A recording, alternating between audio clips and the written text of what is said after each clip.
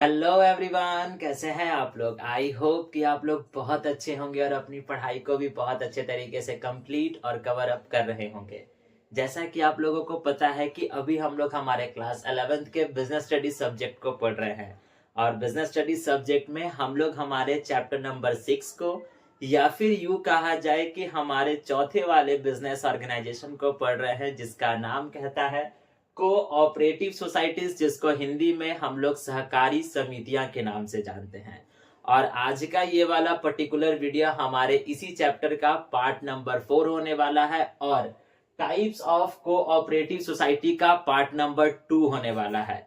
अगर आपने part number 1 या फिर टाइप्स ऑफ कोऑपरेटिव सोसाइटी वाले वीडियो को देखा होगा तो मैंने आपको बताया था कि हमारे पास टोटल 6 टाइप्स होते हैं कोऑपरेटिव सोसाइटी के, जिसमें से हम लोगों ने पिछले वाले वीडियो में 3 प्रकार पढ़े थे कोऑपरेटिव सोसाइटी के।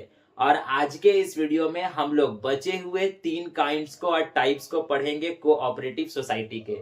तो आइए बिना वक्त गवाए, बिना देरी किए आज के इस क्लास को, आज के इस वीडियो को स्टार्ट करते हैं और हम लोग पढ़ते हैं हमारे बचे हुए टाइप्स ऑफ कोऑपरेटिव सोसाइटी को।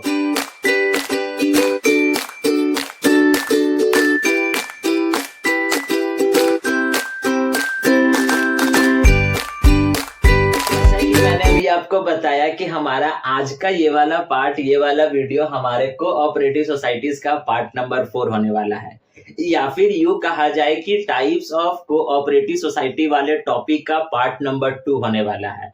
अब टाइप्स ऑफ कोऑपरेटिव सोसाइटी का पार्ट नंबर 2 क्यों? क्योंकि मैंने आपको इसके पहले वाले यानी आज से पहले वाले वीडियो में मैंने आपको बताया था कि हमारे पास टोटल 6 अलग अलग प्रकार के टाइप्स ऑफ कोऑपरेटिव सोसाइटीज होते हैं, जिसमें से हम लोगों ने पिछले वाले क्लास में 3 अलग अलग टाइप्स ऑफ कोऑपरेटिव सोसाइटी को पढ़ा था। और उनके नाम क्या है? उनके नाम थे कोऑपरेटिव मार्केटिंग सोसाइटी, दूसरा नाम था हमारे पास कोऑपरेटिव क्रेडिट सोसाइटी और तीसरा हमारे पास कह रहा था कंज्यूमर कोऑपरेटिव सोसाइटी। तो इन तीनों टाइप्स ऑफ सोसाइटीज के बारे में हम लोगों ने पिछले वाले वीडियो में, पिछले वाले पार्ट में पढ़ा था। और अगर आपने कवर अप नहीं किया है तो आपको कोऑपरेटिव सोसाइटी के चैप्टर का पार्ट नंबर 1, 2 और 3 तीनों वीडियोस का लिंक आपको नीचे डिस्क्रिप्शन बॉक्स में मिल जाएगा और ऊपर आई कार्ड पे प्लेलिस्ट का भी लिंक आ रहा होगा, जहां से जाकर कर आप अपने चैप्टर नंबर 1 से लेकर कर चैप्टर नंबर 6 के बीच के हर एक पार्ट, हर एक टॉपिक को अच्छे तरीके से कवर अप कर सकते हो। अब आइए हम लोग चलते हैं अपने मुद्दे पर, यानी आज वाले टॉपिक को कवर अप करते हैं और साथ साथ चैप्टर नंबर 6 को भी खत्म करते हैं, जिसमें हमारा कहता क्या है टाइप्स ऑफ कोऑपरेटिव सोसाइटी का चौथा वाला टाइप, जो हमारा कहता है प्रोड्यूसर्स कोऑपरेटिव सोसाइटी। अब जब इसमें प्रोड्यूसर्स है तो आपको नाम से ही समझ में आ रहा होगा कि इसमें जो आने वाले मेंबर्स होंगे वो कैसे होंगे। इसमें जो आने वाले मेंबर्स होंगे वो स्मॉल प्रोड्यूसर्स होंगे। अब अगर आपने पहला वाला पार्ट देखा होगा तो आपके दिमाग में एक चीज खटक रहा होगा। क्या खटका होगा? क्योंकि पहला वाला जो हमने टाइप्स ऑफ कोऑपरेटिव सोसाइटी पढ़ा था, जिसका नाम कह रहा था कोऑपरेटिव मार्केटिंग सोसाइटी, उसमें भी जो मेंबर्स आ रहे थे वो स्मॉल प्रोड्यूसर्स थे और इसमें भी जो मेंबर्स आ रहे हैं वो स्मॉल प्रोड्यूसर्स ही आ रहे हैं। तो जब दोनों में एक ही जैसा इंसान आ रहा है, एक ही जैसे मेंबर्स आ रहे हैं, तो दोनों अलग अलग सोसाइटी क्यों, दोनों को एक में ही क्यों नहीं मर्ज किया गया? तो मैं आपको बताना चाहूंगा कि कोऑपरेटिव मार्केटिंग सोसाइटी में वैसे प्रोड्यूसर्स आ रहे थे, वैसे स्मॉल प्रोड्यूसर्स आ रहे थे जिनको अपने सामान को बेचने में दिक्कत आ रही थी। और इस प्रोड्यूसर्स कोऑपरेटिव सोसाइटी में वैसे स्मॉल प्रोड्यूसर्स आते हैं जिनको अपने सामान को बनाने में दिक्कत आती है। जैसे पहले वाले में उनको बेचने में दिक्कत आ रही थी और इस वाले में यानी प्रोड्यूसर्स कोऑपरेटिव सोसाइटी में इनको प्रोड्यूस करने में, सामान को बनाने में दिक्कत आती है। और इसी का सॉल्यूशन लेकर कर कौन आता है? Producers cooperative society. इन सोसाइटीज का काम होता है कि वैसे स्मॉल प्रोड्यूसर्स इस सोसाइटी के मेंबर बनते हैं जिनके पास मशीनरीज नहीं होती हैं, जिनके पास अच्छे तरीके का मशीन नहीं होता है। और ये सोसाइटीज जो होती है वो ग्रुप में मिल कर जब इसके मेंबर्स जब होते हैं, वो मेंबर्स जब आते हैं, इस प्रकार के सोसाइटी को एस्टैब्लिश करते हैं और शुरू करते हैं, तो ये स्मॉल प्रोड्यूसर्स को एक अच्छा खासा, एक अच्छे क्वालिटी का मशीनरी प्रोवाइड कराते हैं ताकि स्मॉल प्रोड्यूसर्स अपने सामान को अच्छे तरीके से बना सके और बना कर मार्केट में बेच सके। देखिए लिखता है क्या, this society consist of small producers, मैंने आपको बता दिया, who individually find it difficult to procure, यानी कि जो कहीं ना कहीं परेशान हो रहे थे, इनको परेशानी आ रही थी अपने सामानों को बनाने में, तो इसी कारण से वैसे स्मॉल प्रोड्यूसर्स को ये सोसाइटी जो होती है वो मशीनरी प्रोवाइड कराती है और साथ साथ लेटेस्ट टेक्नोलॉजी प्रोवाइड कराती है, ताकि ये स्मॉल प्रोड्यूसर्स जो है वो अपने सामान को अच्छे तरीके से बना सके और बना कर फिर मार्केट में बेच सके। तो बनाने वाला जब बात आएगा तो प्रोड्यूसर्स कोऑपरेटिव सोसाइटी, और जब बेचने वाला बात आएगा तो कोऑपरेटिव मार्केटिंग सोसाइटी, ये आप याद रखिएगा। नेक्स्ट 5 नंबर हमारे पास कहता है कोऑपरेटिव फार्मिंग सोसाइटी। अब इस फार्मिंग के नाम से आपको समझ में आ गया होगा कि इसमें जो भी मेंबर्स होंगे वो सभी के सभी मेंबर्स फार्मर्स होंगे। अब फार्मर्स के लिए सोसाइटी क्यों बनाया गया?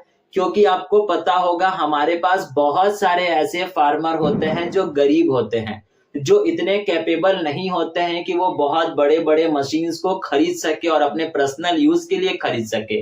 तो इसी कारण से इस तरीके की सोसाइटी को बनाया जाता है, ताकि इस सोसाइटी में आने वाले जितने भी मेंबर्स होंगे वो अपने साथ जब कुछ थोड़ा थोड़ा जब पैसा लाएंगे तो उसी पैसे से एक पर्टिकुलर मशीन को खरीदा जाएगा, और वो पर्टिकुलर मशीन जो है उस सोसाइटी में आने वाले जितने मेंबर्स होंगे उस मशीन को वो सारे के सारे मेंबर्स यूज कर पाएंगे।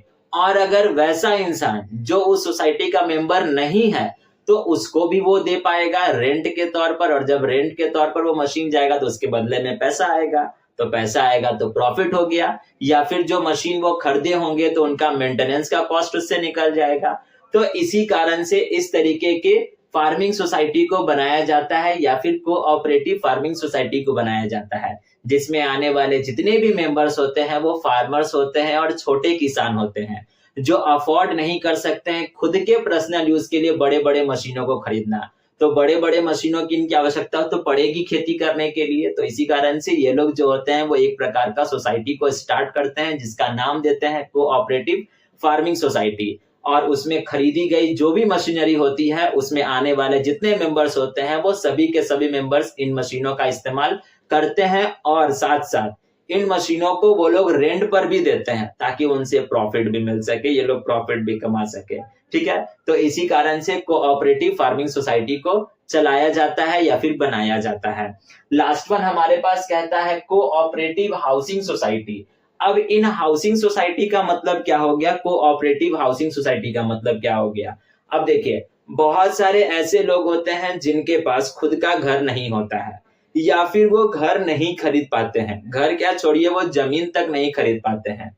तो इसी सब से बचने के लिए या फिर इसी सब का सॉल्यूशन यहाँ पर कौन लाता है? Cooperative housing society. देखिए लिखता है क्या, these societies are formed to provide residential accommodation to their members, यानी ऐसी सोसाइटीज बनाई क्यों जाती है ताकि इन सोसाइटीज में आने वाले जितने मेंबर्स हैं उनके पास खुद का अपना घर हो।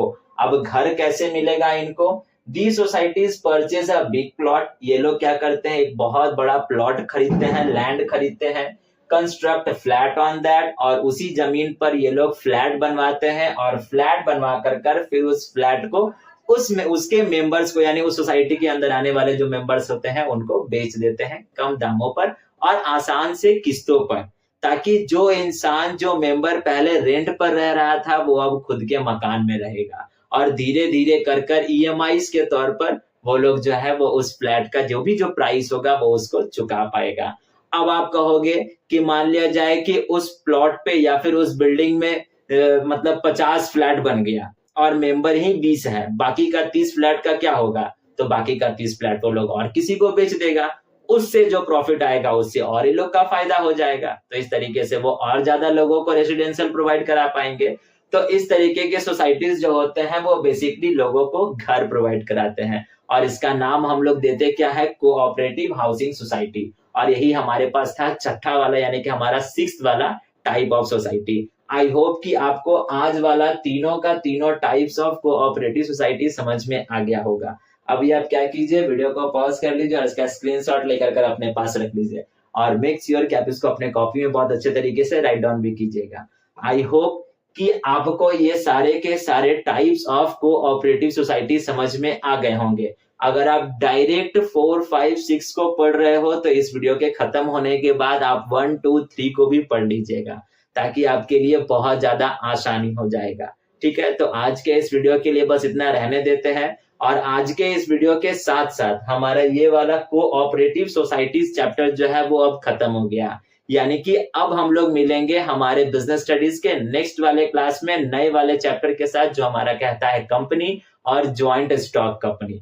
तो आज के इस वीडियो के लिए बस इतना ही। अगर आप वीडियो को यहाँ तक देखे हो और ये सारे के सारे पॉइंट्स आपको अच्छे तरीके से समझ में आ गए हैं तो वीडियो को लाइक करके जाइएगा। चैनल पर नए हैं तो चैनल को सब्सक्राइब भी कर दीजिएगा और अपने फ्रेंड्स के साथ शेयर भी करते जाइएगा। अब हम लोग मिलेंगे बिजनेस स्टडीज के हमारे नेक्स्ट वाले चैप्टर पे, यानी चैप्टर नंबर 7 पे। तब तक के लिए thank you and bye bye.